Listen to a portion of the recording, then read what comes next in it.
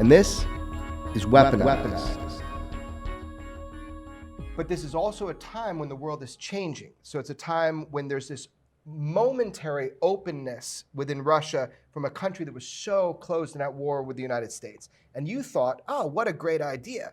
I'm going to go there and start exploring the UFO topic. Well, yeah, pretty much that. I mean, there had been that story on Oswald that sort of stuck in the back of my head. Jacques Vallée, Dr. Jacques Vallée had been to Russia, I think it was in 1990. He wrote a book called The Cosmic Samizdat, which basically samizdat is an underground way of communicating. So people who studied UFOs during the Soviet era had to be very discreet in communicating about their investigations because officially the USSR had decreed UFOs are bogus. It was made up by American imperialists. They're trying to distract us. Pay no attention to it. That was their official position. As we were to learn, their actual position was much different. Vallée had been there investigating an incident called the Voronezh, where aliens landed in this big city, walked around, these gigantic alien robots. It made news all over the world. Mostly Western journalists made fun of it, but I thought, that rang a bell with me that there might be something to it. In November 1989, Soviet attitudes on UFOs became abundantly clear. The official news agency TASS reported on the alleged landing of an alien ship in the city of Voronezh, a 10-hour train ride north of Moscow. According to TASS, tall aliens and a robot exited the spaceship, walked around the park, and then left. The story was reported in the New York Times, Wall Street Journal, and on network news. None of these major media outlets had their own reporters on the scene, so most chose the approach they normally take with UFO stories. Earlier tonight, the CBS Evening News with Dan Rather included a report about the alleged alien landing at Voronezh. Rather, Riley commented on the Soviet claims about 10-foot tall aliens walking around a Russian park. The CBS newsman added, "Don't believe everything you read in TASS."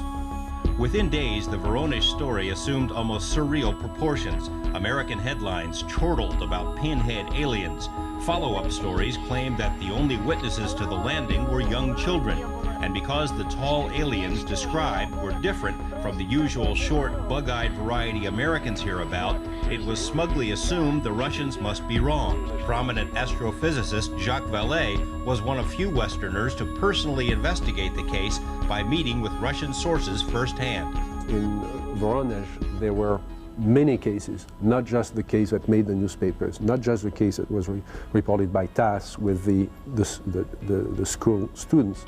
The witnesses were not just kids, they were 18, 19-year-old kids, very articulate, and obviously they had seen something. There were physical traces there, but there were many other cases. There are over 1,000 witnesses in all in the city of Voronezh. Voronezh is a large city, it's over 1 million people. What they showed me was the film, the physical evidence.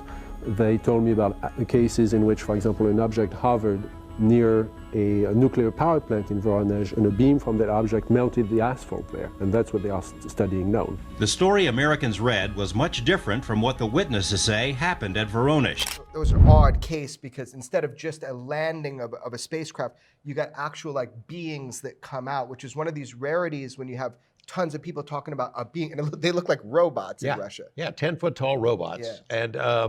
And actually, there were a lot of witnesses. Most of them were young people, but they were not just little tiny kids. They were teenagers. It was a really interesting case. Yeah. So along those lines, I started reaching out to see what existed in terms of Russian files in Western sources. There's something called FBIS. It's a report that's put out by the CIA, and they summarize foreign press accounts. And actually, they had quite a few stories from Russian media that they had translated into English, and they send out to intelligence agencies. And a lot of the information was pretty intriguing. So I knew somebody in Russia had been studying UFOs and collecting information.